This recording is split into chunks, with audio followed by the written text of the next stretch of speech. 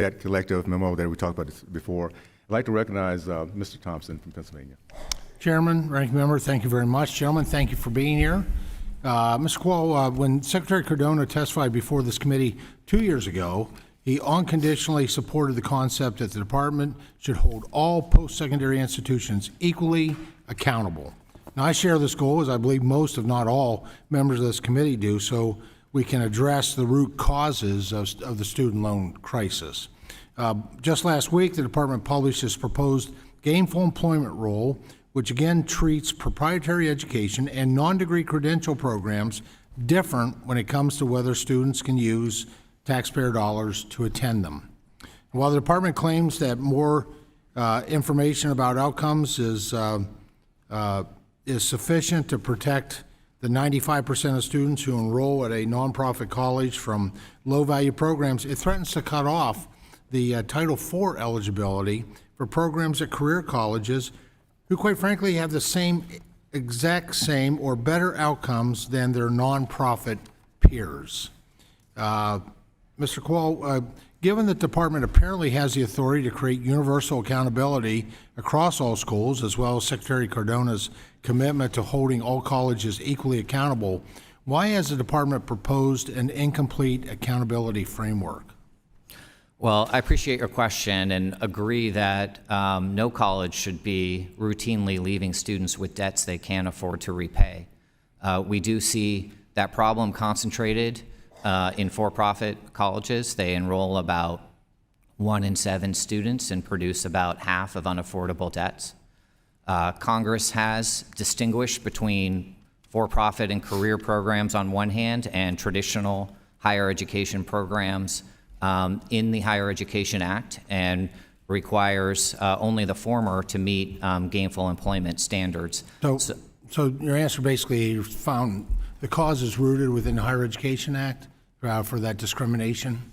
The statutory authority for us to issue a gainful employment rule is grounded in Section 102 of the Higher Education Act. Well, let me turn to the Higher Education Act. That just a reminder, just because it's written in the Higher Education Act, that this department has violated the Higher Education Act on multiple occasions as it relates to the student loan program. So it's curious why you're citing that reason now. Well, respectfully, every action we've taken, we have done with careful consideration and discussion over our legal authority, and we feel very confident. Well, that I would just encourage you to go back and do more due diligence, because I think it's pretty obvious in areas where you have violated the Higher Education Act. If that is truly the reason for that form of discrimination against those students that are seeking, obtaining, and by and large getting great futures with carrying significantly less debt when it looks at career colleges. Mr. Quall, as my colleagues and I often note, a budget reflects one's priorities, and nowhere in the president's budget does it mention accountability through gainful employment or other means for all colleges and universities, despite specific language calling out career programs. Now, do you believe that programs at public and private nonprofit institutions that leave students and taxpayers worse off financially for investing in them should continue to receive access to federal student aid? Yes or no? Well, I think that no program should be routinely leaving students with debts they can't afford to pay. Well, but that's my question is, which is fine. So you're inferring then you would agree that programs at public and private nonprofit institutions that leave students and taxpayers worse off financially should not receive access to federal student aid, since you said that no program should be doing that. Well, we need to address these programs at all types of colleges and universities, but it may be that different tools are appropriate in different contexts. Right. So why the discrimination against career and proprietary when we should be looking at, again, as the chairman pointed out, not at the institutions, but at the students? We're driving this by student outcomes, right? We want them to be successful in life, and I do believe education is a pathway to opportunity. So why it's pretty tough to do that if you're coming across with a discriminatory approach.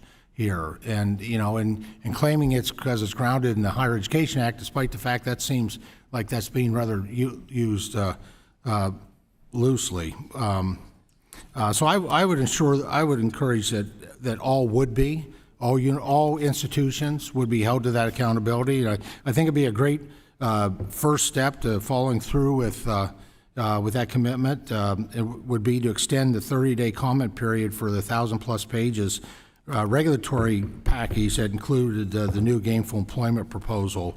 And I would ask your, Mr. Chairman, I know I'm over time, but I ask unanimous consent to submit a letter from former Undersecretary Mitchell into the record that would support that. Without objection. And Mr. Coelho, I would just ask for your commitment to extending the comment period an additional 30 days so the department can work with Congress to develop an accountability system that works for institutions, students, and taxpayers.